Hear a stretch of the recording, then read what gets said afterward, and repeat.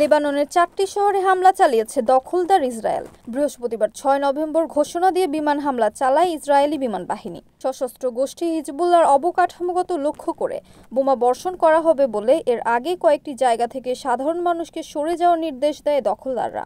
এরপর সিরিজ হামলা শুরু হয়। ইসরায়েলি প্রতিরক্ষা বাহিনী আইডিএফ এক বিবৃতিতে জানিয়েছে, দক্ষিণ লেবাননের আয়তা আল জাবাল, তাইবেহ এবং তায়ের দেব্বাতে তারা হামলা শুরু করেছে। এর কিছুক্ষণ পর দক্ষিণ লেবাননের জাওতার আল শারকিয়া শহরের এক জায়গায় বাসিন্দাদের সরে যাওয়ার নির্দেশ দেয় তারা। এর কিছুক্ষণ পর সেখানে হামলা শুরু হয়। 2024 সালে হিজবুল্লাহর সাথে ইসরায়েলের যুদ্ধবিরতি চুক্তি হয়। তা সত্ত্বেও লেবাননের বিভিন্ন জায়গায় হামলা অব্যাহত রাখে তারা। যুদ্ধবিরতির পর ইসরায়েলি হামলায় এখন পর্যন্ত হিজবুল্লাহর 350 জনের বেশি যোদ্ধা নিহত হয়েছেন।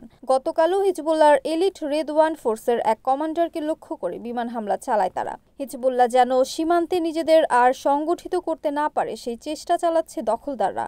এছাড়া হিজবুল্লাহকে অস্ত্র সমর্পণ করাতে লেবানন সরকারকে চাপ দিচ্ছে ইসরায়েল। 2023 সালের 7 অক্টোবর ফিলিস্তিনি সশস্ত্র গোষ্ঠী হামাস ও দখলদার ইসরায়েলের মধ্যে যুদ্ধ শুরু হলে এতে সংহতি জানিয়ে বিক্ষিপ্ত হামলা শুরু করে হিজবুল্লাহ।